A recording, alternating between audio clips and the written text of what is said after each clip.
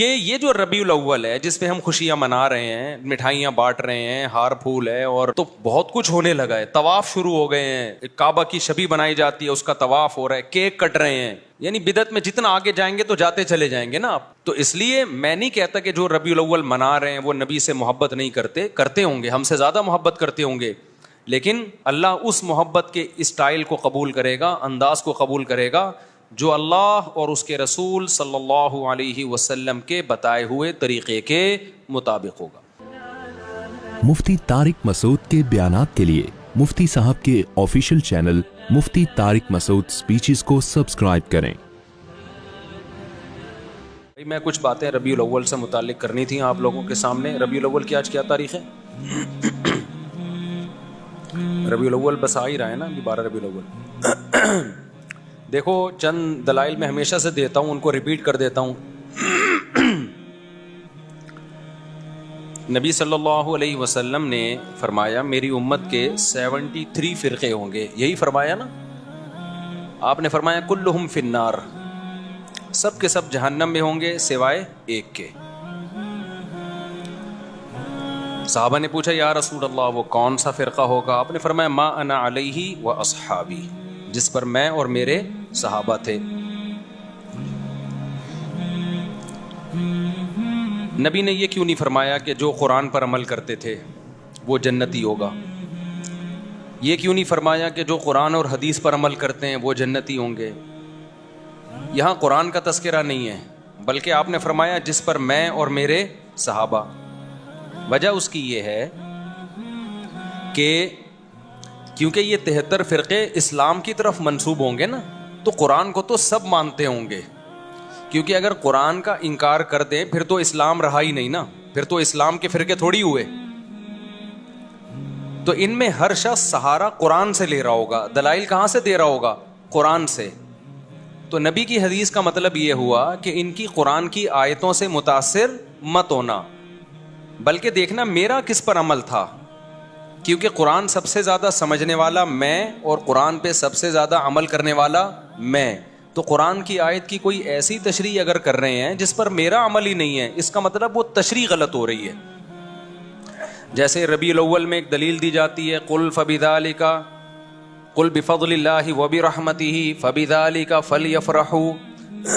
اللہ سورہ یونس میں فرماتے ہیں ہم نے تمہیں قرآن کی نعمت دی تو تمہیں چاہیے کہ اس پہ خوش ہو جاؤ. اب لوگ کہتے ہیں اللہ تو کہہ رہے قرآن کی نعمت پہ خوش ہو جاؤ, تو نبی کی نعمت پہ تو اور زیادہ خوش ہونا چاہیے. تو نبی کی نعمت ہمیں ربیع الاول میں ملی ہے, تو ہمیں ربیع الاول میں کیا ہونا چاہیے؟ خوش ہونا چاہیے. اب یہ قرآن کی ایسی تشریح ہو رہی ہے جس پر نبی صلی اللہ علیہ وسلم کا عمل نہیں ہے, یہ آپ اپنی تشریح کر رہے ہیں. کیونکہ قرآن کا اگر یہ مطلب ہوتا تو سب سے پہلے ربیع الاول میں نبی خوش ہوتے اور خوشی مناتے, پھر صحابہ خوش ہوتے اور خوشی مناتے. ہم تو دیکھ رہے ہیں نہ نبی نے خوشی منائی نہ صحابہ نے خوشی منائی. اب اس آیت کا مطلب کیا ہے؟ اس آیت کا مطلب یہ بھائی تمہیں قرآن کی نعمت ملی ہے, خوش ہو جاؤ. کسی بھی ٹائم پہ خوش ہو سکتے ہو آپ, اور خوشی منانے کا تھوڑی قرآن کہہ رہا ہے. خوش ہونا الگ چیز ہے, خوشی منانا الگ چیز ہے. ہم جب بھی قرآن کا سوچتے ہیں ہمیں خوشی ہوتی ہے. اب یہ تو نہیں کہ مٹھائیاں بانٹنا شروع کر دیں, ہم گلے میں ہار ڈالنا شروع کر دیں اپنے بھی اور دوسروں کے بھی کہ بھئی قرآن ملا ہے. تو بھئی وہ آج تھوڑی ملا, وہ تو 1400 سال پہلے ملا ہے. اور اب ہم پڑھتے ہیں تو خوش ہوتے ہیں. خوش ہونا ایک الگ چیز ہے, خوشی منانا ایک الگ چیز ہے. تو ہر آدمی قرآن سے ریفرنسز دے رہا ہوتا ہے. جناب پروفیسر غامدی صاحب بھی قرآن سے ریفرنسز دے رہے ہوتے ہیں, لیکن جب بتاؤ کہ بھائی حدیث میں کیا ہے, نبی نے اس پر کیسے عمل کیا, اس آیت کی کیسے نبی نے ایکسپلین کیا, وہاں آ کے مسئلہ خراب ہو جاتا ہے. تو اب یہ بات خوب اچھی طرح سمجھیں کہ نبی صلی اللہ علیہ وسلم نے جو یہ فرمایا نا کہ ما انا علیہ و اصحابی, جس پر میں اور میرے صحابہ تھے. اچھا یہاں تک بات ختم نہیں ہوئی. بعض حدیثوں کی ایسی تشریح کی جائے کرتے ہیں لوگ کہ جس پر صحابہ کا عمل نہیں تھا. تو نبی نے صرف یہ نہیں فرمایا کہ جس پر میں, بلکہ آپ نے اپنے ساتھ کس کو ایڈ کیا ہے؟ صحابہ کو بھی. کیونکہ جیسے قرآن کی آیتوں کی غلط تشریح کی جاتی ہے، اسی طرح حدیثوں کی بھی غلط تشریح کی جاتی ہے. 3 طلاق کا 3 ہونا یہ تمام صحابہ کا فتویٰ ہے.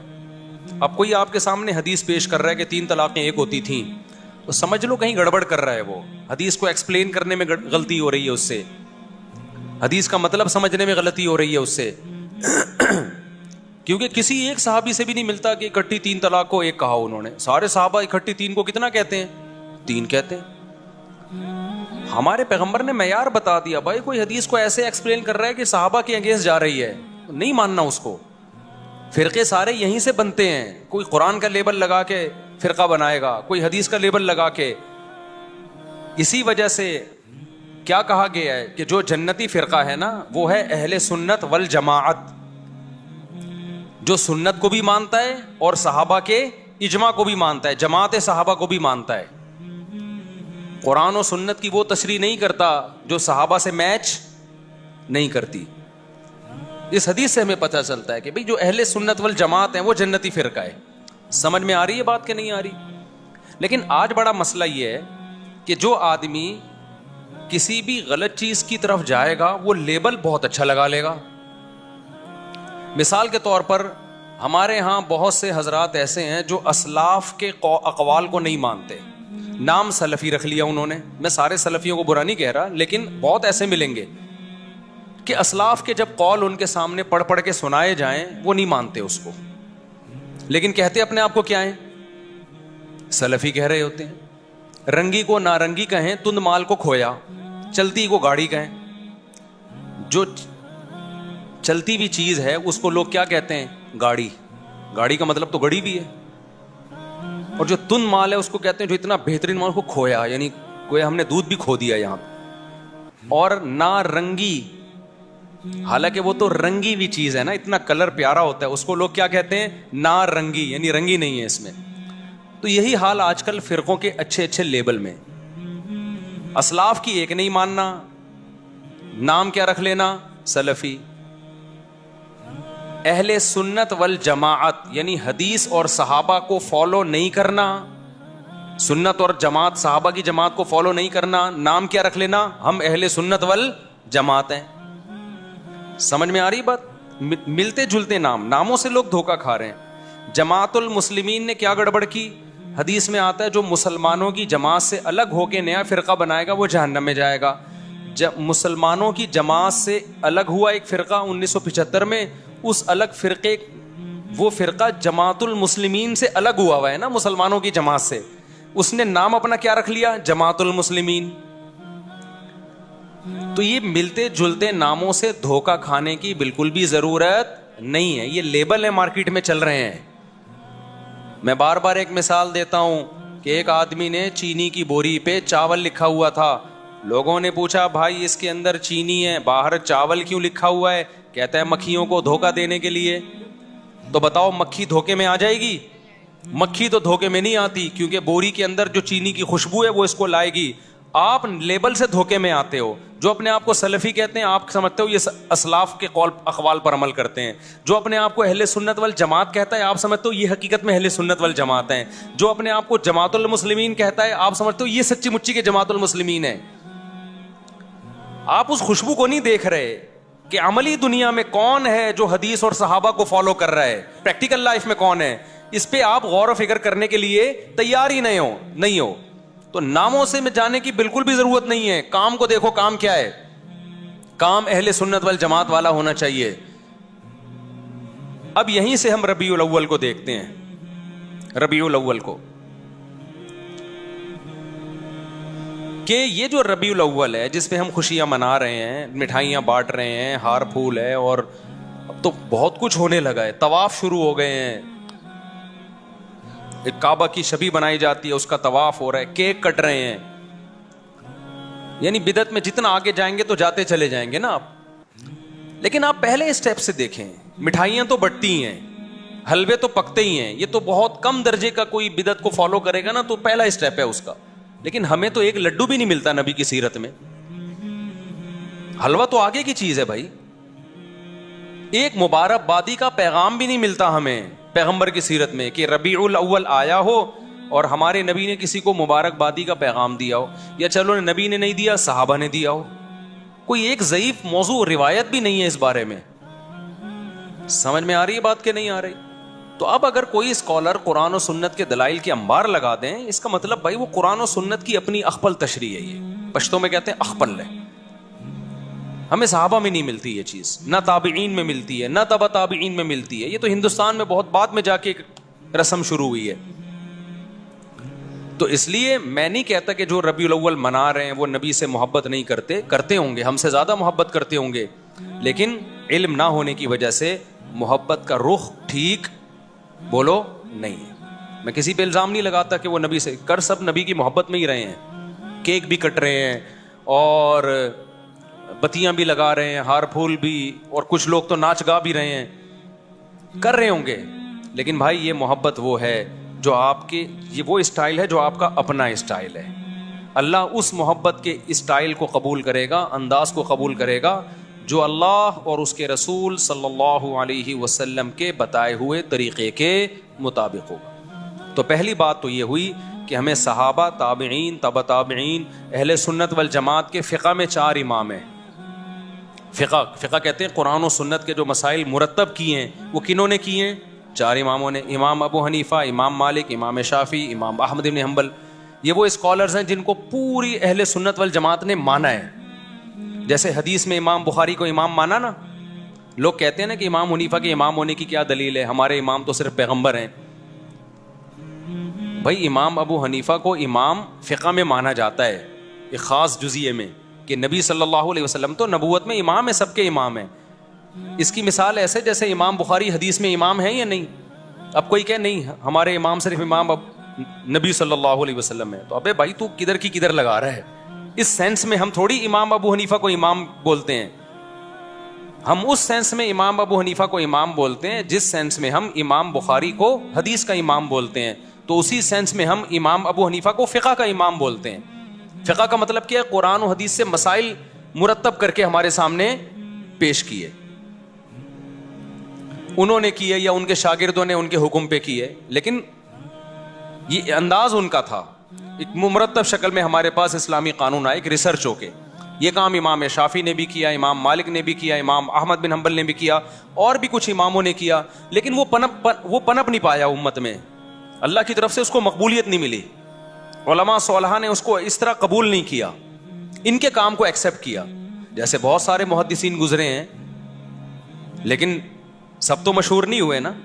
جن سے اللہ نے کام لیا, جن کو امت میں مقبولیت ملی, وہ امام ابو داؤد ہیں, امام بخاری ہیں, امام مسلم ہیں, امام بہقی ہیں, اور امام ابن ماجہ ہیں. تو یہ مشہور لوگ ہیں جن کو بس اللہ کی مرضی ہوتی ہے, امت میں کسی کو اللہ مقبولیت عطا کر دیتے ہیں جس سے اللہ دین کا کام لینا چاہیں. تو اس سینس میں امام حنیفہ کو امام کہا جاتا ہے. کچھ لوگ کہتے ہیں ہمارے امام تو صرف محمد صلی اللہ علیہ وسلم ہے, اور کوئی ہمارے امام نہیں ہے. ان کو اپنے دماغ کے علاج کی ضرورت ہے. ایک صاحب کہنے لگے, میں نے کہا قائد اعظم نے فرمایا. اس نے کہا قائد اعظم جو ہے نا صرف پیغمبر صلی اللہ علیہ وسلم ہے. قائد اعظم مطلب سب سے بڑے قائد, وہ صرف محمد صلی اللہ علیہ وسلم ہے. ابے میں نے کہا کدھر کی کدھر لگا رہا ہے. قائد اعظم ہم اس سینس میں نہیں کہتے کہ نبی کے مقابلے میں, وہ تو یقیناً پیغمبر صلی اللہ علیہ وسلم ہے. قائد اعظم کا مطلب جتنے دنیا میں اس زمانے میں امام جو محمد علی جناح کے دور میں جو بھی قائدین ہیں جنہوں نے اپنے قوموں کی آزادی کے لیے محنت کی, اس سینس میں ہم قائد اعظم کہتے ہیں. تو آج کل سینس لیس لوگ ہیں اور وہ ہمیں کہہ رہے ہیں ہم سے دین سیکھو, جن کو امام کے لفظ کا مطلب نہیں. امام ہر جگہ مختلف معنی میں استعمال ہوتا ہے. اب آپ کو ہمارے امام مفتی طارق مسعود صاحب ہیں, اگلا کہ ہمارے امام تو صرف جو ہے محمد صلی اللہ علیہ وسلم ہے. تو آپ کہو بھائی ہم مسجد کے امام کی بات کر رہے ہیں, نماز میں ہمارے امام مفتی صاحب ہیں. اگلا بولے نہیں, نماز میں بھی ہمارا امام محمد صلی اللہ علیہ وسلم ہے. آپ کو بھائی اصل میں یوں بتانا چاہ رہا ہوں کہ نماز میں, جمعے کی نماز میں ہمارے امام مفتی طارق مسعود صاحب ہیں. آپ کہیں نہیں, جمعے میں بھی ہمارا امام کون ہے؟ محمد صلی اللہ علیہ وسلم ہے. ہم ان کو دیکھیں. اس کا مطلب یہ پاگل ہے, یہ کیا ہے, اس سے بحث کرنا فضول ہے. تو امام ابو حنیفہ کو محمد صلی اللہ علیہ وسلم کے مقابلے میں امام نہیں کہا جاتا.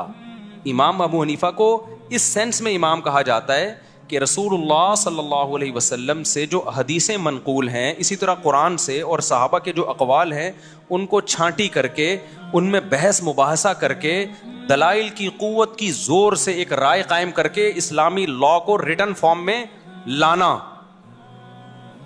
اور پھر پوری دنیا کے علماء کا اس پہ اعتماد کرنا یا بڑی دنیا کا اس پہ اعتماد کرنا، اس سینس میں ان کو امام کہا جاتا ہے. سمجھ میں آ رہی ہے بات کہ نہیں آ رہی ہے؟ اس سینس میں امام کہا جاتا ہے. تو اہل سنت والجماعت کے فقہ میں جو حدیثوں میں امام بخاری بھی امام ہے، امام مسلم بھی ہے، امام ابو داؤد بھی ہیں.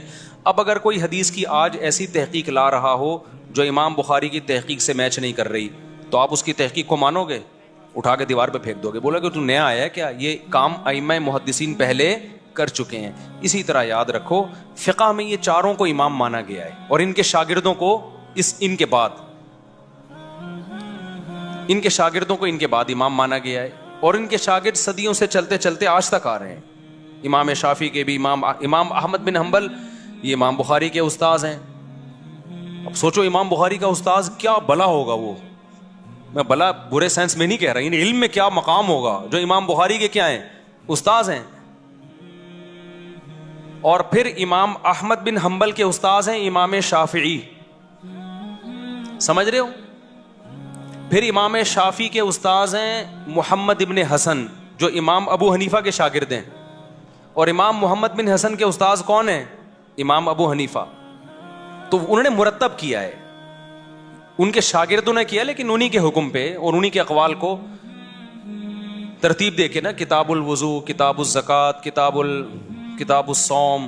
اس سے پہلے یہ ترتیب ہمیں نہیں ملتی تھی، جیسے حدیثوں کی ترتیب نہیں ملتی تھی ہمیں، حدیثیں تو تھیں، ترتیب نہیں تھی. تو ایسے ہی فقہ کے مرتب ہونے سے پہلے فقہ تو تھا، مسائل تو تھے، مرتب بعد میں کیا گیا ہے. اب جب ایک چیز مرتب ہو جاتی ہے نا تو پھر آپ اس کے پابند ہو جاتے ہیں. پھر اس میں یہ کہنا کہ اس کی کیا دلیل ہے کہ میں ابو حنیفہ یا امام شافعی کے فقہ کو فالو کروں، نبی کے دور میں تو کچھ بھی نہیں تھا. تو میرے بھائی یہ بالکل ایسی فضول بات ہے جیسے کوئی کہ مجھے کیا ضرورت ہے امام بخاری کی کتاب کو فالو کروں، نبی کے دور میں تو یہ کتاب تھی نہیں. بھائی نبی کے دور میں یہ ساری حدیثیں تھیں، مرتب بعد میں کیا گیا، صحیح ضعیف کو چھانٹا بعد میں کیا ہے. جب کر لیا تو اب آپ اس کو فالو کرنا پڑے گا آپ کو اس کو. تو اسی طرح نبی کے دور میں، صحابہ کے دور میں مسائل تھے، مرتب نہیں تھے، چھانٹی نہیں تھے، ضعیف قول بھی تھا، صحیح قول بھی تھا. ان ائمہ نے مرتب کر کے قانون کو مرتب کر دیا. اب جب مرتب کر دیا، پوری امت اس پہ جمع ہو گئی. اب آپ اس سے ہٹو گے تو آپ ایک نیا فتنہ کھڑا کرو گے. اب آپ کو اس کا پابند ہونا ہے. میں سمجھا پا رہا ہوں اپنی بات؟ تو اس لیے اب جو دلیل دی جاتی ہے وہ ایسے کہ قرآن، حدیث، اجماع امت اور فقہ، وہ اسلامی فقہ جو آج سے پہلے اہل سنت والجماعت کے اماموں نے مرتب کر دیا ہے. اب اس میں دکھانا پڑے گا آپ کو. تو ہم دیکھتے ہیں ان چاروں میں ربیع الاول کا تذکرہ نہیں ملتا ہمیں کہ ربیع الاول کوئی مقدس مہینہ ہے، یا ربیع الاول میں لڈو کھانا ہے، یا لڈو میں اس لیے بولتا ہوں مزہ لڈو میں ہے، حلوے بولنے میں مزہ نہیں آتا. بھائی ہم ربیع الاول میں لڈو کھا نہیں رہے، بولنے تو دو نا، اتنی بھی سختی نہیں ہے اسلام میں. تو لڈو کا جو مزہ ہے نا، اصل میں یہ لڈو میں نے یہاں سے سیکھا. ہمارے بچپن میں ایک دوست تھے، وہ کہیں رشتہ لینے بھیجا نا انہوں نے، تو ان کا رشتہ ہو گیا. تو وہ ہمارے بڑوں، خاندان کے بڑوں میں سے آتے تھے. تو اب وہ جس دن جا رہے تھے نا منگنی کرنے، تو میرا کزن مجھے کہہ رہا تھا ان کے دل میں لڈو پھوٹ رہے ہیں. تو وہاں سے مجھے لڈو کا لفظ یاد ہو گیا. ان کے دل میں کیا پھوٹ رہے ہیں؟ وہ اپنی نا مسکراہٹ چھپا نہیں پا رہے تھے. تو میرے دوست نے مجھے بولا ان کے دل میں لڈو پھوٹ رہے ہیں. لیکن شادی کے بعد پھر جو ایسے ان کے دل میں کریلے پھوٹے ہیں نا، وہ اللہ ہی جانے. تو خیر، تو ہم دیکھتے ہیں نہ امام ابو حنیفہ سے اس بارے میں کچھ منقول ہے، نہ امام شافعی سے، نہ امام مالک سے، نہ امام احمد ابن حنبل سے. یہ چاروں فقہ کے امام ہیں جن کو پوری دنیا میں فالو کیا گیا ہے. آپ انڈونیشیا میں جاؤ گے سارے شافعی ملیں گے، ملیشیا میں جاؤ گے سارے شافعی ملیں گے آپ کو، ایران میں جاؤ گے جو اہل سنت والجماعت میں سارے حنفی ملیں گے آپ کو، ازبکستان، آذربائیجان جو روس سے آزاد ریاستیں ہیں ان میں سارے حنفی ملیں گے آپ کو. پورا افغانستان حنفی ہے، پورا پشاور حنفی، پورا لاہور، سوائے چند فیصد لوگوں کے جو حنفی نہیں ہیں، وہ بھی اب حنفی نہیں ہوئے. ان کے باپ دادوں میں جاؤ گے وہ بھی سارے کیا تھے؟ حنفی. کچھ لوگ کہتے ہیں ہم منگول ہیں، تو منگول سارے حنفی تھے جب اسلام قبول کیا تھا انہوں نے. سمجھ میں آ رہی ہے بات؟ کچھ لوگ کہتے ہیں ہم کیا ہیں؟ منگول ہیں. تو آپ ماضی میں جاؤ گے سارے منگول کیا تھے جب اسلام قبول کیا تھا؟ سارے کیا تھے؟ وہ حنفی تھے. یہاں تک کہ آج جو یہ کہہ رہے ہیں نا ہندوستان پاکستان میں حنفی نہیں ہوں، تو وہ نہیں ہے تو اس کے ابا حنفی تھے. ابا نہیں ہو تو دادا حنفی تھے, دادا نہیں تو پردادا تو کنفرم کیا تھے, حنفی. اسلام آیا ہی حنفی ہی اسلام لے کر آئے ہیں بر صغیر میں. سمجھ میں آ رہی ہے بات؟ بر صغیر میں اسلام کون لے کر آیا ہے؟ حنفی لائے ہیں. تو سارے حنفی تھے. جتنے بر صغیر میں آپ کو حنفیوں کے علاوہ نظر آئیں گے نا, یا شافیوں کے علاوہ, تو وہ دادا پردادا پردادا کے اوپر, بس اس سے آگے ان کے سارے کون تھے؟ وہ حنفی. تو پوری دنیا میں جہاں بھی اسلام گیا ہے نا, اور آج تھوڑی گیا ہے, صدیوں پہلے گیا ہے, تو یا تو حنفی تھے. پورا افریقہ مالکی ہے, وہاں امام مالک کے فالوورز پہنچے جنگوں میں, جہاد میں, تو وہاں سارا کیا ہے؟ فقہ مالکی ہے. ملیشیا, انڈونیشیا, سارا کیا ہے؟ فقہ شافعی ہے. پورا ہندوستان, پورا بنگلہ دیش, پورا افغانستان, پورا برما, یہ پوری آبادی چائنا سے کئی گنا زیادہ ہے, یعنی کئی گنا تو نہیں لیکن بہت زیادہ ہے. یہ سارے کیا تھے بھائی؟ جب اسلام آیا حنفی تھے. کوئٹہ پورا کیا جب اسلام آیا؟ حنفی. افغانستان میں جتنے بڑے بڑے جہادی کمانڈر گزرے ہیں, جو لڑتے رہے ہیں غیر مسلموں سے, ہندوستان میں آ کے جو راجپوتوں سے لڑائیاں ہوئی, ہندوؤں سے لڑائیاں ہوئی, پانی پت کی لڑائی, وہ سارے حنفی تھے. شاہ اسماعیل شہید رحمۃ اللہ علیہ جو انگریزوں کے خلاف جہاد کرنے نکلے, وہ اور ان کی فوج میں سارے کیا تھے؟ حنفی. مجدد الفسانی رحمۃ اللہ علیہ, جنہوں نے جب اکبر بادشاہ نے نیا دین نکالا اور ملحد ہو گیا, اس کے جو ہے نا اس کو اصلاح کرنے والے اور ہندوستان میں اسلام کو بچانے والے مجدد الفسانی, وہ بھی کیا تھے؟ تو آپ کو ہندوستان کی 1200 سالہ تاریخ میں سارے حنفی ملیں گے. آپ ملیشیا کی 1200 سالہ تاریخ میں سارے شافعی ملیں گے آپ کو. سعودی عرب کی 1200 سالہ تاریخ میں 70-75% حنبلی ملیں گے آپ کو. سمجھ رہے ہیں؟ اور یہ چاروں اہل سنت کے والجماعت کے مکاتب فکر ہیں. اب یہاں لوگ ایک بات کہتے ہیں کہ ہمیں تو نبی نے حنفی نہیں کہا, نہ ہمیں نبی نے شافعی کہا ہے. سمجھ رہے ہو بات کو؟ ہم تو مسلم ہیں, یقیناً مسلم ہیں, غیر مسلم کے مقابلے میں. اللہ نے ہمارا نام مسلم رکھا ہے, کس کے مقابلے میں؟ غیر مسلم. لیکن جب اہل سنت والجماعت میں ہی قانون مرتب ہو گیا, تو اس قانون میں اگر کوئی ایک مکتبہ فکر کو فالو کر رہا ہے, تو وہ دوسرے مکتبہ فکر سے جو اپنی پہچان الگ کرے گا, مسلم کہہ کے نہیں کرے گا. اب کوئی شافعی یہاں بیٹھا ہوا ہو, مجھ سے پوچھے آپ کیا ہیں, میں کہا مسلم, تو کہے گا میں کیا غیر مسلم نظر آ رہا ہوں تجھے؟ تو حنفی کہا جاتا ہے شافعی کے مقابلے میں, حنبلی کہا جاتا ہے شافعی کے مقابلے میں. اور اس کی ضرورت کبھی پڑتی نہیں ہے, کبھی پڑے تو کہا جاتا ہے, ورنہ پڑتی نہیں ہے ضرورت اس کی. سمجھ رہے ہو کہ میں تو ابھی صرف یہ بتانے کے لیے بتا رہا ہوں کہ یہ جو آج کل نئے نئے مارکیٹ میں فرقے آ رہے ہیں نا, کہ ہمارا کوئی فقہی دین نہیں, نہ ہم حنفی ہیں نہ شافعی ہیں, ان کے ابا دادا پردادا کیا تھے؟ سارے حنفی تھے. اب یا تو وہ سارے غلط تھے یا یہ غلط ہیں. تو لوگ بڑے آرام سے کہہ دیتے وہ سارے غلط تھے. وہ سارے کیا تھے؟ غلط. میرے ایک بیان پہ کسی نے کمنٹس کیے کہ اگر صدیوں سے مسلمان غلط چیز پہ چلے آ رہے ہیں تو کیا ہم اس غلطی پہ باقی رہیں کیا؟ یہ کمنٹ بہت دفعہ آتے ہیں میرے بیان پہ. مفتی صاحب بار بار یہ کہتے ہیں کیا یہ سارے صدیوں سے غلط تھے, کیا یہ سارے صدیوں سے غلط تھے. پھر لوگ یہ بھی نیچے کمنٹس, میں کمنٹس بہت پڑھتا ہوں اپنے بیانات کے نیچے, تاکہ مجھے بھی اصلاح کا موقع ملے نا, مجھے بھی پتہ چلے ہمارے بیان کا امپیکٹ کیا ہو رہا ہے, پبلک جا کدھر کو رہی ہے. تو بہت سے لوگ یہ کہتے ہیں کیا یہ سارے غلط تھے. پھر دلیل میں دیکھیں یہود و نصارہ میں بھی تو سارے غلط تھے, یہود و نصارہ بھی تو صدیوں سے غلط چلے آ رہے ہیں, تو وہ غلط ہو سکتے ہیں تو ہم نہیں غلط ہو سکتے. تو خوب سمجھ لو, اس قوم کو, اس امت کو یہود و نصارہ پہ قیاس کرنا غلط ہے. یہود و نصارہ میں جو پیغمبر آئے وہ آخری نبی نہیں تھے, لہذا اللہ کی طرف سے کوئی گارنٹی نہیں تھی کہ یہ گمراہ نہیں ہو سکتے, لہذا وہ صدیوں سے سارے گمراہ ہو گئے. وہ آخری نبی نہیں ہے, اور نئے نبی نے آنا ہے. لیکن ہمارے پیغمبر صلی اللہ علیہ وسلم کے بعد اب کوئی نیا پیغمبر نہیں آئے گا, لہذا اللہ نے ضمانت لی ہے کہ اب یہ امت صدیوں سے غلط بات پہ جمع نہیں ہو سکتی, کیونکہ نیا پیغمبر آ کے تھوڑی ٹھیک کریں گے اس امت کو. تو علماء صلحاء نہیں ٹھیک کرنا ہے, تو سارے غلط ہو گئے تو ٹھیک کون کرے گا؟ کیا 15ویں صدی میں 2-4 اسکالر آ کے ٹھیک کریں گے؟ کیا نہیں آئی بات میرا خیال ہے سمجھ میں. تبھی حدیث میں آتا ہے لا تجتمع امتی علی ضلالہ, آپ نیٹ پہ لکھیں, اس کا ریفرنس آ جائے گا, عربی میں لکھ دیں آپ. نبی صلی اللہ علیہ وسلم نے فرمایا میری امت گمراہی پہ جمع نہیں ہو سکتی. اس میں آپ نے یہ نہیں فرمایا کہ فلاں سن میں نہیں ہو سکتی, فلاں میں ہو سکتی ہے, مطلب کبھی بھی جمع نہیں ہو سکتی. جب کبھی بھی نہیں ہو سکتی تو اس کا مطلب صدیوں سے جو اتنی بڑی امت چلی آ رہی ہے نا, یہ ٹھیک تھی بھائی. آپ غلط ہیں جو نئی نئی چیزیں مارکیٹ میں آ رہی ہیں. جتنے آپ کو یہاں ملیں گے نا جو حنفیت کو چھوڑ چکے ہیں, ان کے ابا یا تو حنفی, ابا بھی چھوڑ چکے تو دادا حنفی نکلیں گے ان کے. یہ 2-3 صدیوں سے پہلے یہ سلسلہ جاتا ہی نہیں. کوئی قبر بھی نہیں دکھا سکتا کسی غیر حنفی کی ہندوستان میں 250-300 سال پرانی. سمجھ رہے ہو؟ زندہ تو دور کی بات, قبر بھی نہیں ملے گی آپ کو. تو انگریزوں سے ہم لڑے ہیں بھائی, انگریزوں نے ہم سے حکومتیں چھینی ہیں. خلافت عثمانیہ کا خاتمہ ہوا, وہ بھی سارے حنفی تھے جنہوں نے خلافت قائم کی. 300-400 سال تو بڑی اسٹرانگ خلافت تھی. تو یورپ انہی کو مسلم سمجھتا تھا, انہی کے خلاف سازشیں کرتا تھا, انہی کی حکومت کو توڑا گیا ہے. وہ اسلامی لا جو خلافت عثمانیہ میں 500-600 سال چلا ہے, وہ تو فقہ حنفی تھا سارا, وہ بھی غلط. بنو عباس میں زیادہ تر فقہ حنفی تھا, وہ بھی غلط. بنو امیہ میں جو سب سے بڑے قاضی تھے امام ابو یوسف تھے قاضی القضاء, وہ بھی حنفی تھے. تو یار یہ کدھر کو آپ قوم کو لے کے جا رہے ہو ہیں؟ کوئی غیر مسلم جب اسلام قبول کرے اور آپ کو حنفی شافی سارے غلط ہوتے ہیں, ایک دین محمدی پہ آ جاؤ, تو غیر مسلم اس نعرے سے اٹریکٹ تو بہت ہوگا, لیکن اس کو ایک بہت بڑا سوال پیدا ہوگا کہ جب ہم کتابوں کی طرف جاتے ہیں, ہم علماء کی سیرت پڑھتے ہیں, تو 4 طبقات ملتے ہیں کتابوں میں.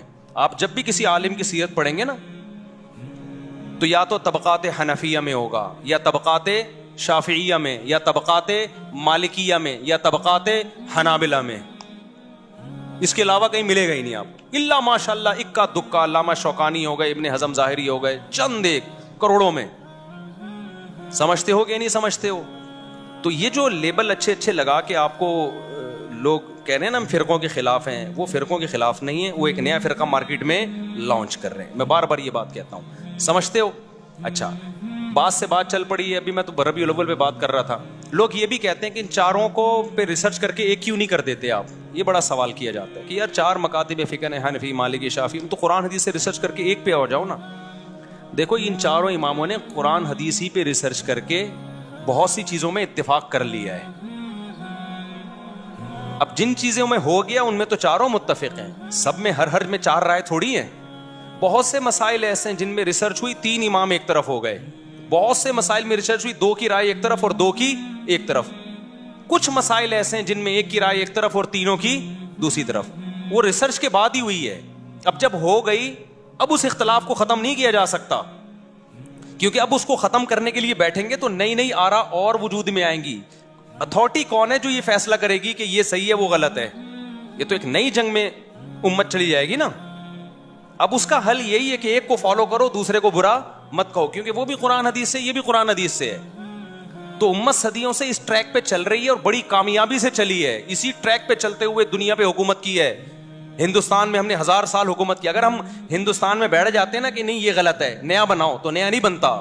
مسلمانوں کی تلواریں آپس میں ہی چلتی رہتی, ایک دوسرے سے مناظروں میں ہی ساری صلاحیتیں برباد ہو جانی تھی. سمجھتے ہو کہ نہیں سمجھتے ہو؟ تو منگول بھی کیا تھے بھائی؟ حنفی تھے وہ. تو اگر کوئی کہہ رہے کہ میں یوں, تو وہ باپ دادا سارے ان کے حنفی نکلیں گے آپ. تو اچھا, اور اگر پھر بھی میں کہتا ہوں کوئی نہیں مانتا ان چاروں مکاتب فکر کو, وہ کہتا ہے یہ غلط ہے چاروں, ہم صرف مسلم ہیں, یقیناً ہم صرف مسلم ہیں, لیکن جہاں ضرورت ہوگی, جہاں فقہا کا اختلاف ہوگا, تو پھر تو مینشن کرنا پڑے گا نا میں کس کی رائے کو فالو کرتا ہوں. لیکن اگر آپ نہیں مانتے, آپ کہتے ہو چاروں غلط ہیں, میں قرآن و حدیث پہ لوگوں کو لاؤں گا. آپ کے خیال میں یہ تورات و انجیل پہ لے کر آئے ہیں, ہم قرآن و حدیث پہ لاتے ہیں, تو پھر میں آپ سے کہتا ہوں پھر آپ بھی ایک فقہ مرتب کر دو. کتاب الوضو, کتاب الزکات, کتاب الصوم ایک لکھو جس پہ آپ کے مسلک کے سارے علماء کے دستخط ہوں. لیکن ایسا پاسبل نہیں ہے, کیونکہ ایک رائے ہوگی, دوسرے کی دوسری رائے ہوگی, تیسرے کی, اور اتنا اختلاف ہوگا جو چاروں اماموں میں بھی نہیں ہے. اتنا بڑا ایک اختلاف, تو 5واں مرتب ہی نہیں ہے کوئی. تو مرتب نہیں ہے تو ہم کیسے لوگوں کو کہیں کہ اس کو فالو کرو؟ ہے ہی نہیں. اب میں آتا ہوں ربیع الاول کی طرف. تو اب مجھے بتاؤ, قرآن میں ہے ربیع الاول منانے کا, حدیث میں ہے. اگر قرآن کی آیتیں سے آپ نکالتے بھی ہو, تو ہم پیغمبر کی سیرت میں ہمیں کیوں نظر نہیں آتا؟ صحابہ کی سیرت میں ہمیں نظر کیوں نہیں آتا؟ تابعین کی سیرت میں, چاروں اماموں کی کتابوں میں کیوں نہیں ہے؟ وہ تو زیادہ ماہر تھے وہ تو. اور ہمارے جو حضرات ہیں جو ربیع الاول مناتے ہیں, وہ تو امام حنیفہ کو کہتے ہیں اپنے آپ کو کہ ہم ان کی اتباع کرتے ہیں. وہ تو اپنے آپ کو حنفی کہتے ہیں. تو فقہ حنفی کی کتابوں میں دکھا دیں بھائی, جو معتبر کتابیں ہیں اس میں بھی کہیں نہیں ملے گا آپ کو. اب رہ کیا گیا؟ اب رہ گئے ہمارے جذبات. تو دین جذبات کا نام نہیں ہے. دین کس کا نام ہے؟ اللہ اس کے رسول کی اطاعت کا نام ہے. اب میں ایک بات آپ سے کر کے اپنی بات کو ختم کرتا ہوں. دیکھو ہمیں حدیث میں ملتا کیا ہے کہ نبی صلی اللہ علیہ وسلم نے اپنی ولادت کے دن کو کیسے منایا ہے. منایا بھی ہے کہ نہیں منایا؟ ہمارے نبی صلی اللہ علیہ وسلم کی صحیح حدیث سے ثابت ہے کہ آپ پیر کے دن پیدا ہوئے. یہ بات سب مانتے ہیں, امت کا اتفاقی عقیدہ ہے کہ نبی کس دن پیدا ہوئے؟ پیر کے دن. آپ صلی اللہ علیہ وسلم پیر کے دن روزہ رکھا کرتے تھے. صحابہ نے پوچھا تو آپ نے فرمایا یہ میری ولادت کا دن ہے. مجھے بتاؤ روزہ اور عید یہ جمع ہو سکتے ہیں؟ بولو, عید کے دن کوئی روزہ رکھتا ہے؟ حالانکہ آپ صلی اللہ علیہ وسلم نے اور کوئی بھی ایسا کوئی دن منایا نہیں ہے, صرف ایک ولادت کو منایا. کس طرح سے؟ روزہ رکھ کے. اس میں یقیناً یہ حکمت تھی کہ امت اس کو سیلیبریٹ کرنا نہ شروع کر دے, اس کو تہوار کے طور پہ منانا نہ شروع کر دے. روزہ رکھ کے مہر لگا دو کہ اس میں تہوار اور عید کا عنصر ختم. اگر آپ صلی اللہ علیہ وسلم روزہ نہ رکھتے تو یہ نیوٹرل ہوتا ہے, یہ دن نہ تہوار کا ہوتا نہ روزے کا ہوتا. پھر بھی تہوار منانا جائز نہیں تھا, کیونکہ تہوار کے لیے ثبوت کی ضرورت تھی. قرآن و سنت سے ثبوت دکھانا چاہیے. ہم خود سے تو کوئی عید نہیں بنا سکتے نا بھائی. ایک عید الفطر ہے, اس کی ہمیں دلیل ملتی ہے. ایک عید الاضحیٰ ہے, اس کی دلیل ملتی ہے. بیچ میں کسی دن کو ہم عید منا لیں تو جائز ہوگا؟ لوگ بولیں گے قرآن حدیث سے دکھاؤ. تو اگر نبی صلی اللہ علیہ وسلم نے پیر کے دن روزہ نہ بھی رکھا ہوتا تو بھی یوم ولادت کو سیلیبریٹ کرنا یا تہوار کے طور پہ منانا ہمارے لیے جائز نہیں ہوتا, کیونکہ بخاری مسلم کی حدیث ہے لِكُلِّ قَوْمٍ عِيدٌ وَلَنَا عِيدَانِ. آپ نے فرمایا ہر قوم کے لیے ایک سال میں ایک دن تہوار کا ہوتا ہے, اور ہمارے کتنے ہیں؟ 2. تو 2, ایک عید الفطر اور ایک عید الاضحیٰ. یہاں تک بات کلیئر ہو گئی. لیکن ہمارے نبی نے اس سے آگے بڑھ کے باقاعدہ روزہ رکھا, اور روزہ اور تہوار جمع نہیں ہو سکتے. تو تہوار کا تو کانسیپٹ ہی ختم ہو گیا ہے. آپ کہہ سکتے ہو ہم رات کو مناتے ہیں عید میلاد النبی, ہم دن میں تھوڑی مناتے ہیں. ہم کب مناتے ہیں؟ رات کو. اور بڑی مشکل میں اسلامی تہوار جتنے بھی ہوتے ہیں دن میں ہوتے ہیں, راتوں میں غیر مسلموں کے تہوار ہوتے ہیں. عیسائیوں کی کرسمس صبح 8 بجے ہوتی ہے, رات کو 12 بجے ہوتی ہے. رات کو عیسائیوں کو دیکھا ہوگا سج دھج کے بتیاں وتیاں لگا کے جو بھی وہ کرتے ہیں. ہمارے تہوار دن کی روشنی میں, جبکہ دن میں نبی نے روزہ رکھ لیا. اب ایسا نہ ہو آپ 12 بجے کو روزہ رکھنا شروع کر دو. پیر کا روزہ ہے, 12 کا تو روزہ بھی نہیں ہے. یہ تو میں سمجھانے کے لیے, کیونکہ روزے کے لیے بھی ثبوت چاہیے. ویسے تو سال میں کسی بھی دن روزہ رکھو آپ, اسپیشل اس دن کو زیادہ فضیلت سمجھ کے روزہ رکھنا یہ جائز نہیں ہے. تو نبی نے اپنے یوم ولادت میں روزہ رکھا. پہلی بات, تہوار رات کو نہیں ہوتے. اسلامی تہوار کب ہوتے ہیں؟ دن میں ہوتے ہیں. کیوں؟ اسلام نے دن کی روشنی میں, کیونکہ رات کے نا جب خوشی مناتا ہے تو برائیوں کی طرف ذہن جاتا ہے انسان کا, شراب کباب کی طرف جاتا ہے. تبھی دیکھو کرسمس میں کتنی شرابیں پی جاتی ہیں, کتنا کچھ ہوتا ہے الٹا پلٹا. اسلام نے کانسیپٹ رات سونے کے لیے, عبادت کے لیے. دن کیا ہے؟ خوشی کے لیے. صبح صبح ہم عید کی نماز کیسے نہا دھو کے آتے ہیں, اس بہانے بہت سے پوستی صبح اڑے جاتے ہیں اس بہانے. کتنا نورانی وقت ہوتا ہے. جمعہ بھی ایک چھوٹی عید ہے, حدیث میں اس کو بھی مجازن عید کہا گیا ہے. اس میں بھی خطبہ ہوتا ہے جیسے عیدوں میں ہوتا ہے. اس میں بھی 2 رکعتیں ہوتی ہیں جیسے عید میں. جمعے کی وہی شرائط ہیں جو عید کی شرائط ہیں. جمعہ گاؤں میں نہیں ہوتا. صحابہ کرام گاؤں سے جمعہ شہر میں پڑھنے آیا کرتے تھے. عید کی نماز بھی گاؤں میں نہیں ہوتی. جمعے کے لیے بھی کچھ شرطیں ہیں کہ اتنے افراد ہوں گے تو جمعہ ہوگا. عید کے لیے بھی شرطیں ہیں کہ اتنے افراد ہوں گے تو عید کی نماز ہوگی. 2 آدمی عید کی نماز نہیں پڑھ سکتے, 2 آدمی جمعے کی نماز بھی نہیں پڑھ سکتے. عید میں بھی خطبہ ہے, جمعے میں بھی کیا ہے؟ خطبہ. عید کے دن روزہ رکھنا بھی حرام, اور اسپیشلی جمعے کو خاص کر کے روزہ رکھنے کو بھی نبی نے ناپسند کیا ہے. تو ساری باتیں جمعے میں عید والی پائی جاتی ہیں کہ نہیں پائی جاتی؟ اب آپ ذرا دلائل کو سمجھیں. اس سے پتہ چلتا ہے جمعے میں بھی عید کا کانسیپٹ ہے. اب آپ دیکھو, سب سے پہلے جو آسمانی مذہب ابھی جو باقی ہے ان میں یہودی مذہب تھا. ان کے لیے ہفتے کا دن مقدس, ہفتے کے دن وہ جمع ہو کے عبادت کرتے. اس کے بعد کون سی قوم آئی؟ عیسائیوں کی، ان کے لیے کون سا دن مقدس تھا؟ اتوار کا. اس کے بعد مسلمان آئے تو کون سا ہونا چاہیے تھا؟ پیر کا. کیا خیال ہے بھائی؟ تو وہ تو نبی کا یوم ولادت بھی تھا. تو وہ تو دو وجہ سے، ایک تو یہ کہ ہم عیسائیوں کے بعد آئے تو اتوار کے بعد پیر بنتا ہے، اور دوسرا ہمارے نبی کا یوم ولادت بھی ہے تو نور علی نور. اب تو ہمارے لیے پیر کا دن اور مقدس ہونا چاہیے تھا، اور تہوار منانا چاہیے، نہا دھو کے کپڑے پہن کے. جمعہ جو ہے پیر کو ہونا چاہیے تھا، لیکن اسلام نے کیا کر دیا اس کو؟ ریورس. نا نا نا نا نا، اتوار کے بعد پیر تو آتا ہے، اور تم آئے بھی عیسائیوں کے بعد ہو، لیکن میں ریورس کر کے جمعے کی طرف لے جاؤں گا، تاکہ کسی کے ذہن میں یہ تصور نہ بیٹھ جائے کہ نبی کا چونکہ یوم ولادت ہے اس لیے اس کو سیلیبریٹ کرنے کے لیے ہمیں یہ دن مقدس بنا کے ہمیں دیا گیا ہے، تاکہ ہم اس میں نہائیں دھوئیں، صاف ستھرے کپڑے پہن کے مسجدوں میں آئیں. تو آپ مجھے بتاؤ، ہفتے میں 7 دن ہیں، ان میں ایک دن یوم ولادت ہے، تو آپ نہاتے اس دن ہو، خوشبوئیں اس دن لگاتے ہو، یا جمعے کو لگاتے ہو؟ کبھی دیکھا نبی صلی اللہ علیہ وسلم نے پیر کے دن خوشبوئیں لگائی ہوں، نہائے ہوں؟ ویسے تو آپ ڈیلی خوشبو لگاتے تھے، لیکن اسپیشلی جو آپ کے لیے جوڑا تھا وہ جمعے کے دن کے لیے تھا. جو اچھا جوڑا پہنتے تھے آپ، اسپیشلی جو خوشبوئیں لگاتے تھے وہ کس دن؟ جمعے کے دن. اسپیشلی جو آپ نے نہانے کا حکم دیا کس دن؟ جمعے کے دن. اسپیشلی جو اچھے سے اچھا کپڑا پہننے کا حکم دیا کس دن؟ جمعے کے دن. تو پیر کو کیوں نہیں کیا آپ صلی اللہ علیہ وسلم نے؟ میں سمجھا پا رہا ہوں اپنی بات؟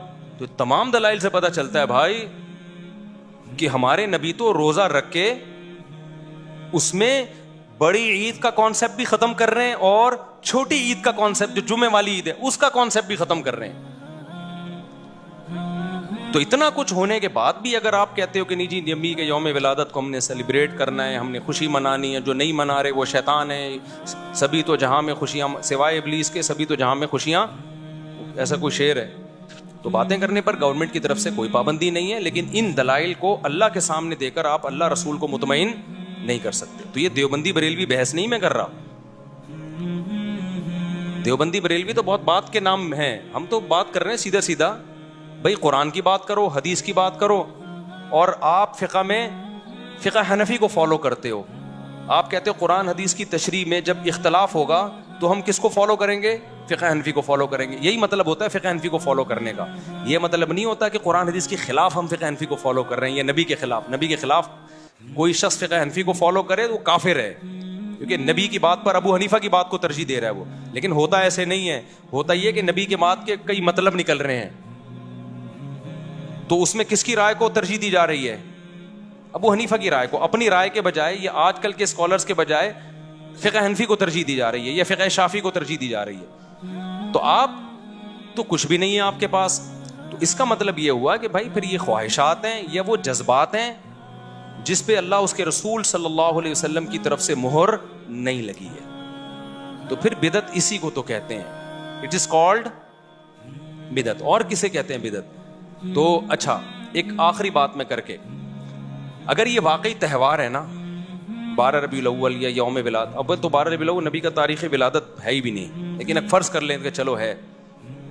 اگر یہ ہے تو اس میں 2 چیزیں ہیں. دنیا میں جتنی بھی قومیں ہیں نا، جتنے بھی مذہب ہیں، ان کا اپنے تہواروں میں کوئی اختلاف نہیں ہوتا. وہ سب سیلیبریٹ کرتے ہیں تہوار کو. تہوار کی یہ ڈیفینیشن ہے.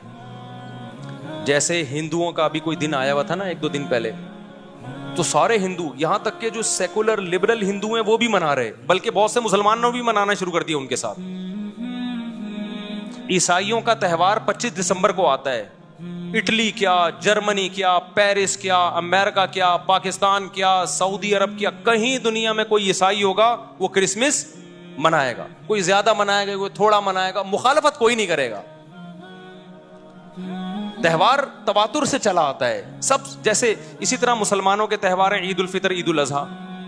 دن میں اختلاف ہوگا کہ آج منانی ہے کہ کل منانی ہے، وہ تو تاریخ میں اختلاف کی وجہ سے نا. لیکن ایسا ہوتا ہے کہ سعودی عرب میں عید منائی جا رہی ہے، جاپان میں نہیں منائی جا رہی.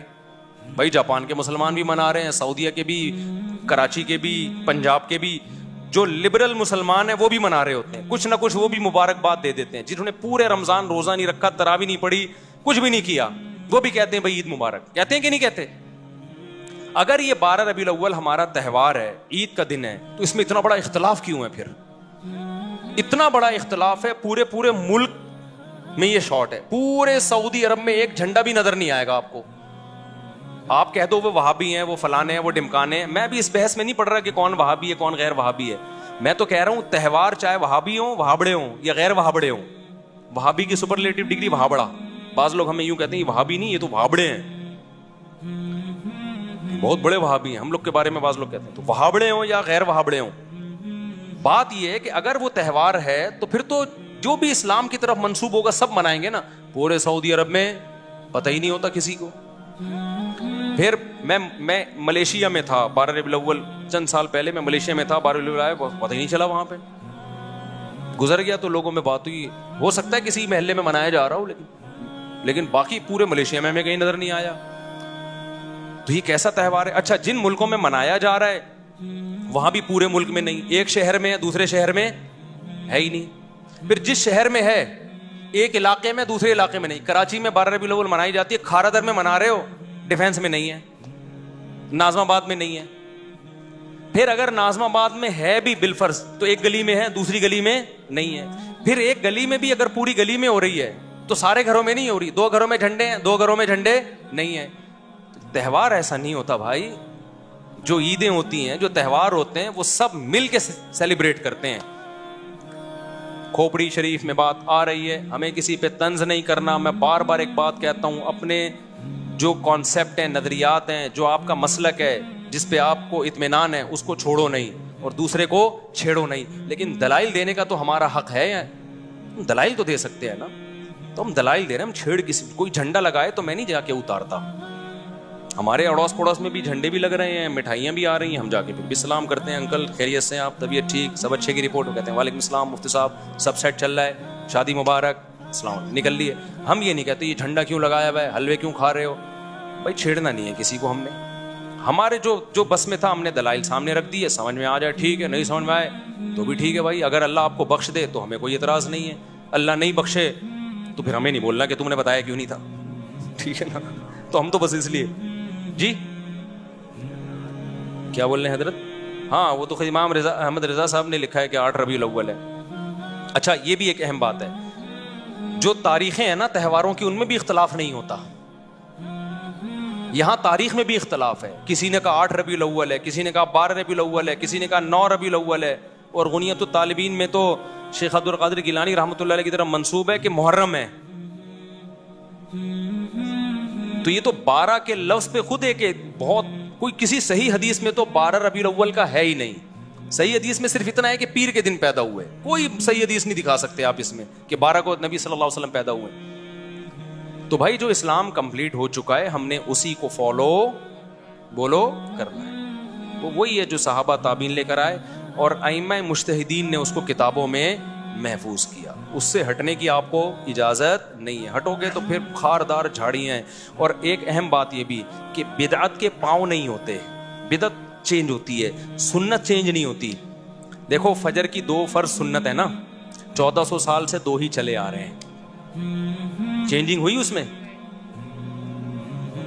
لیکن بدعت میں چینجنگ ہوتی ہے. ربیع الاول پچھلے سال جس اسٹائل سے منایا جا رہا تھا اس سے پچھلے سال وہ اسٹائل آپ کو نہیں ملے گا. اس سے پہلے نہیں, 100 سال پہلے جو منایا جا رہا تھا وہ بالکل ہی ڈیفرنٹ تھا. اس میں کیک کاٹنے کا, لڈو کا تصور ہی نہیں تھا. اس میں صرف جلسے ہوتے تھے اور ہار پور اور تھوڑا بہت. تو ہر سال اس میں کیا ہو رہی ہے, چینجنگ. سنت ایک جیسی رہتی ہے, بدعت میں چینجنگ ہوتی رہتی ہے اور یہ ہر سال بدعت بڑھتی ہے. اب تو بہت سے بریلوی علماء بھی پریشان ہیں کہ یار یہ کیا ہو رہا ہے. مفتی منیب صاحب کا کتنی دفعہ بیان آیا ہے کہ یہ ہماری قوم چل کس طرف پڑی ہے, یہ کیا تماشا ہو رہا ہے. آپ نے سنا ہوگا کئی دفعہ, انہوں نے بھی احتجاج ریکارڈ کروایا ہے نا.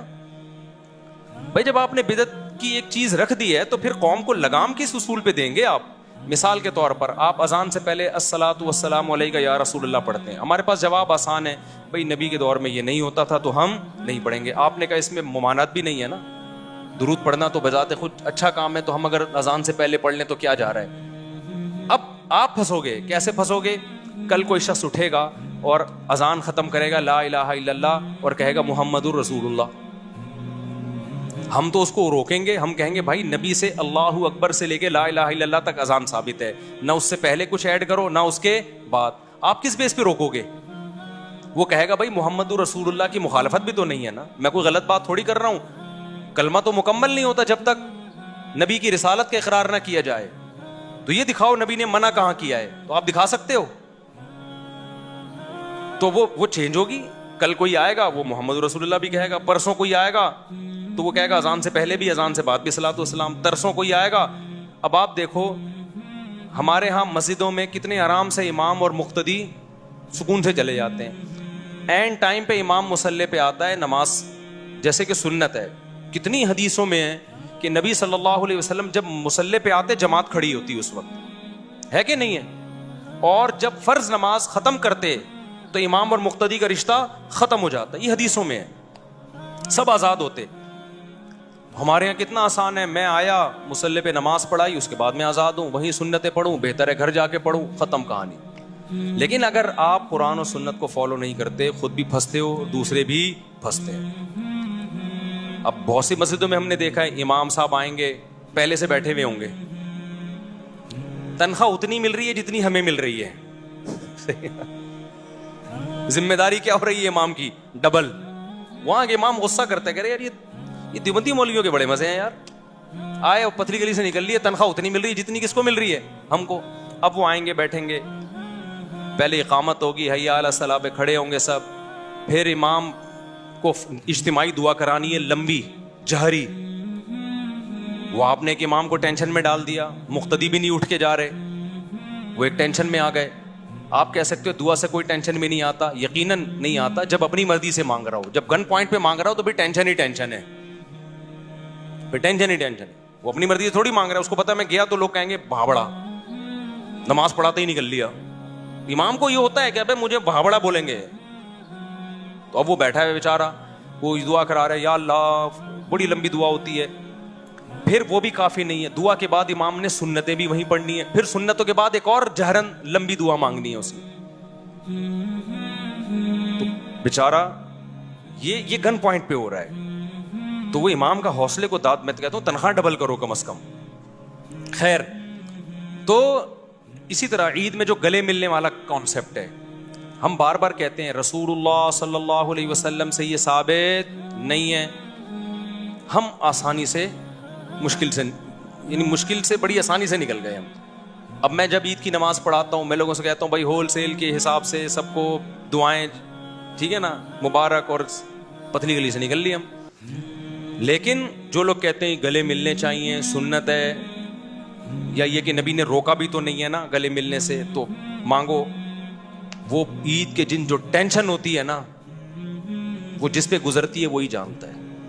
سب سے 3 دفعہ گلے ملنا ہے, یوں ملو, پھر یوں ملو, پھر یوں ملو, پھر وہاں سے نکلے وسیم بھائی آ رہے ہیں, یوں ملو, پھر یوں ملو, پھر یوں ملو, پھر غفار بھائی آ رہے ہیں, یوں ملو, پھر یوں ملو, پھر یوں ملو, پھر سبکتگین صاحب آ گئے, پھر ان سے ملو, پھر تبسم صاحب آ رہے ہیں وہاں سے, پھر اور غفار بھائی آ رہے ہیں, پھر وہاں سے تو نام ہی جمشید آ رہا ہے وہاں سے. صرف وہ نہیں آ رہا جس نے آپ سے قرضہ لیا ہوا ہے, جس کے انتظار میں آپ اس کو تلاش کر رہے ہو, وہ ملے تو چھوڑوں گا نہیں اس کو, وہ نہیں آئے گا. کس قدر ٹینشن ہے یار, کس قدر ٹینشن. ایک گلی سے گزرنا مشکل, یوں جا رہے ہو وہاں سے 10 آدمی آ رہے ہیں, ابے تینوں سے گلے ملو, پھر وہاں سے ٹن مارا ادھر سے 20 آدمی آ رہا ہے, خود بھی مصیبت میں, دوسرے بھی مصیبت میں. ہلکا پھلکا رکھو یار, عید ہے, کوئی عذاب تھوڑی ہے. تو ہم کتنے آرام سے پتلی گلی سے نکل لیتے ہیں. میں جو عید پڑھاتا ہوں تو السلام علیکم جی, پتلی گلی نکلو گئے. لوگ بھی نہیں ملتے, کہہ رہے ہیں بس کافی ہے. کوئی پرانا دوست آ گیا تو چلو مصافحہ کر لیا اس سے, بہت ہو گیا, کوئی پرانا آ گیا تو چلو. گلے ملنا بذات خود حرام تو نہیں ہے نا, لیکن اس کا التزام کرنا کیا ہے, یہ ناجائز ہے. اس کو سنت سمجھنا ناجائز ہے. تو اتنی ٹینشن یار, اتنی ٹینشن. تو بدعت میں جب بھی انسان جاتا ہے اپنے لیے بھی ٹینشن اور دوسروں کے لیے بھی ٹینشن, اور جب بھی سنت پہ رہتا ہے خود بھی ہلکا پھلکا اور دوسرے بھی ہلکے پھلکے.